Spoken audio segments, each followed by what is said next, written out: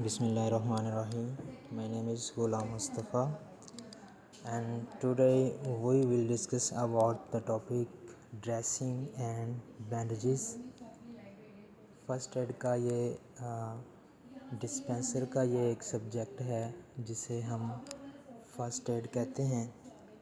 तो chapter number 2 है इसका ड्रेसिंग बेटा बेसिकली आपको पता है कि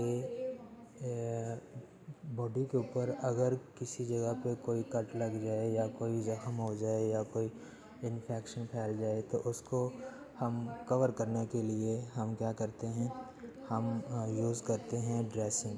ठीक है, ड्रेसिंग में बेसिकली हमारे पास है स्टेराइल गॉज पैड जिसको हम यूज़ करते हैं कवर करने के लिए और वॉन्ड को प्रोटेक्ट करने के लिए। नॉन स्टिक ड्रेसिंग होती हैं जिसको हम प्रिवेंट करते हैं स्टिकिंग के लिए to wound for less pain upon removal. जब वहाँ पे पेन ख़त्म हो जाती है तो फिर हम उसको क्या करते हैं, रिमूव कर लेते हैं।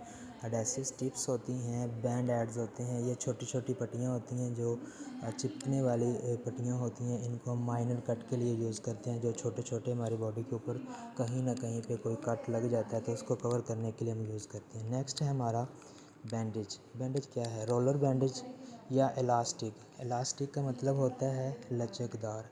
Creep bandage for securing dressing और स्पोर्ट जॉइंट्स। हम ये बैंडेज को यूज़ करते हैं जॉइंट को सपोर्ट करने के लिए। नेक्स्ट है हमारे पास ट्रायंगुलर बैंडेज का मतलब है कि वर्सटाइल फॉर स्लाइंग स्प्लिंट्स और लार्ज ड्रेसिंग, यानी सपोर्ट करने के लिए हम ट्रायंगुलर बैंडेज को इस्तेमाल करते हैं। एडहेसिव बैंडेज जो है इसको हम कहते हैं कि self adhesive strips for minor cut, छोटे छोटे कट के लिए हम इसको इस्तेमाल करते हैं। जिस तरह फिगर में दिखाया गया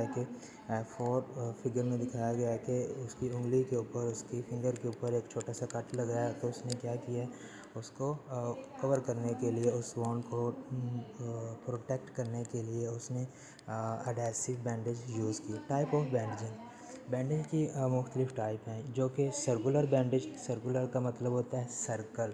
ठीक है, एक सर्कल की फॉर्म में इस बैंडेज को यूज़ करते हैं। Wrapping the bandage in circular motion around the limb.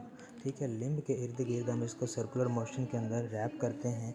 इसके अलावा है spiral bandage. Spiral basically similar होती है सर्कुलर की तरह, ये सर्कुलर की तरह की ही होती है लेकिन सेंडिंग इन स्पाइरल पैटर्न के ज़रिए हम इसको यूज़ करते हैं। फिंगर एड बैंडेज क्या है, common for joint figure 8 bandage जो है इसको हम इस्तेमाल करते हैं जॉइंट्स के लिए, लाइक हैंड और नी, हाथ के लिए और नी के लिए। अब इसके यूजेस क्या हैं, यूजेस में स्टेबलाइज वर्स्ट एंड हैंड, इसको हम कहते हैं uncle. Wrap around the palm 1 to 2 time, हम इसको बैंडेज को रैप कर देते हैं 1 से 2 दफ़ा। फिर हम उसको क्या करते हैं, उसकी डायग्नोस करते हैं हैंड की ऊपर वाली साइड से क्रॉस करके रिस्ट की तरफ हम चले जाते हैं, आपकी कलाई की तरफ चले जाते हैं। तो वहाँ पे फिर उसको बैक अराउंड द पाम की बैक वाली साइड से उसको गुजार कर रिपीट करते हैं जितनी हमें ज़रूरत होती है।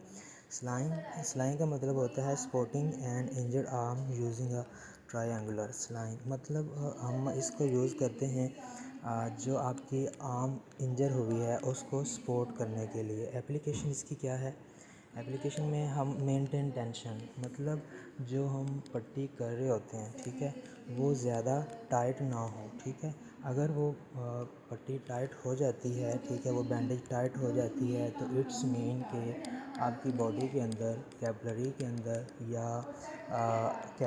अंदर या वेन के अंदर या आर्टरीज़ के अंदर जो ब्लड की सर्कुलेशन होती है, ठीक है, ब्लड की जो सर्कुलेशन होती है वो स्टॉप ना हो। ठीक है, keep consistent but not too tight tension while the wrapping. जब आप उसको कवर कर रहे होते हैं, वॉन्ड को कवर कर रहे होते हैं तो उसको ज़्यादा कम्प्लीटली टाइट नहीं करते।